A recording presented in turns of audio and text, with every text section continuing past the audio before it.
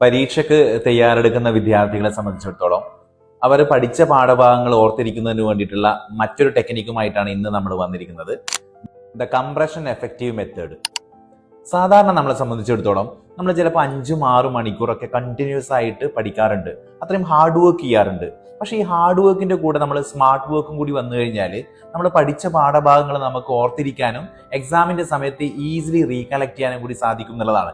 ഈ മെത്തേഡിലൂടെ നമ്മൾ പഠിക്കുന്ന കാര്യം എന്ന് പറഞ്ഞു കഴിഞ്ഞാൽ നമ്മൾ എന്ത് ചെയ്യുന്നു, ഈ ഒരു 3-4 പേജുള്ള ലെക്ചർ നോട്ടുകൾ ഒരു 10-12 ബുള്ളറ്റിൻ പോയിന്റുകളായിട്ട് നമ്മൾ ആദ്യം എഴുതും.